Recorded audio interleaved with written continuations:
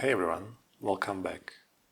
Today we're gonna have a look at a fun little fountain pen, the Moonman Wancai Mini. Moonman, sometimes called Majohn, is one of the popular modern Chinese fountain pen brands, and the Wancai Mini has been around for a couple of years. It's one of the models that caught my interest right after it was introduced, and a couple of weeks ago I have finally decided to buy one. It's packaged in this black paper box with Moonman logo and a couple of stickers that tell us the model information, mostly in Chinese.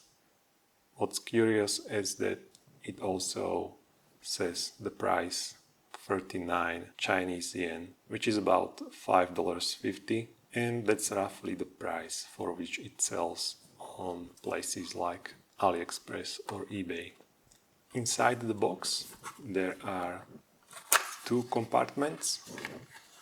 One contains the pen itself in this plastic sleeve, and in the other one there is this very nice glass eyedropper. Let's look at the pen itself. I chose this semi-transparent purple with sparkles. The pen comes in many different resins. You can also get ones that are made out of a single piece of acrylic, but those are about 3 times the price of the base models. The pen is injection molded, but the seams are polished, so they can be a little bit hard to see. On top we don't see any finial, just this nice dome shape with a mark from injection molding process. And then the cap is straight. It continues into the body almost seamlessly, and in the back of the pen we see threads for screwing on the cap.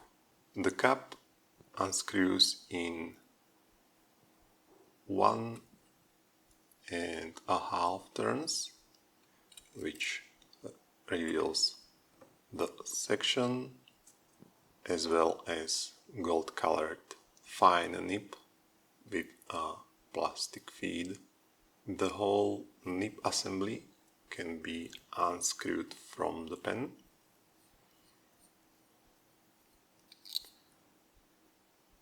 And this number 5 nib unit is not compatible with Yowo. I don't know if it's compatible with any other Chinese fountain pens or not. I just don't have enough of them. The nib unit also has this O-ring at the back. The nib is marked Moonman Super Quality. The section isn't too narrow.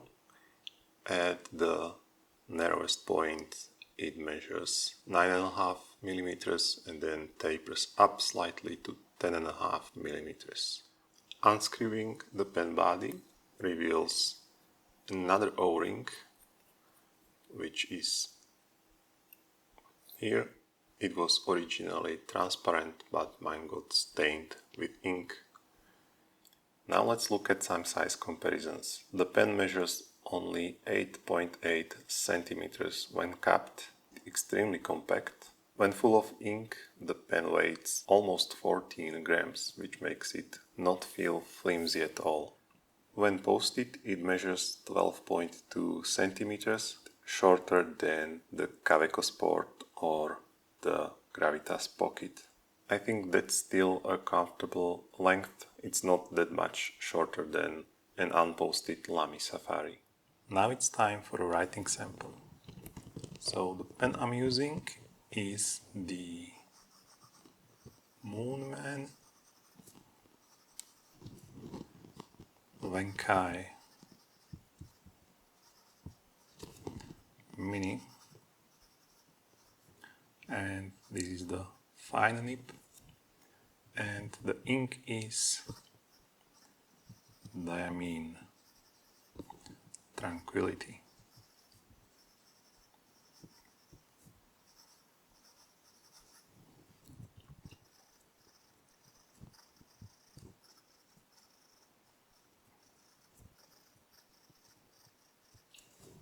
The nib has a little bit of feedback, no issues with scratching. It's about medium wet. I will probably make the nib a little bit wetter. The tipping is fairly rounded, not a lot of stub character to it. Regarding hard starts, no issues with hard starts whatsoever. For skipping,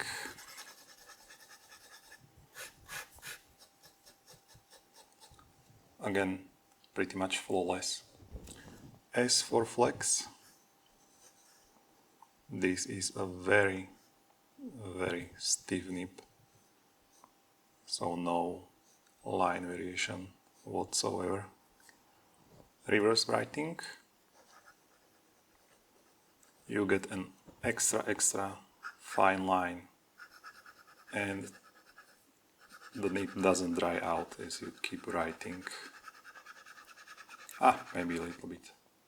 Yes. I would say that the writing experience is completely acceptable.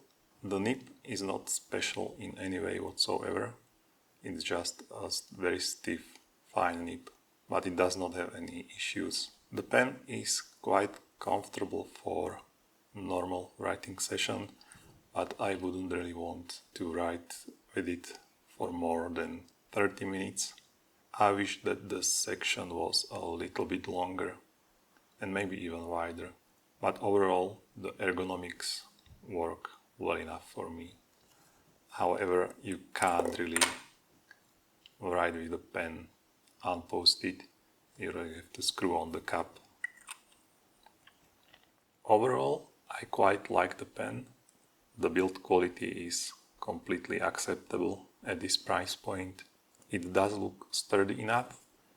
The O-ring for the eyedropper filling system works well. I couldn't fit a standard international cartridge inside this pen, but probably some of the Chinese cartridges would fit.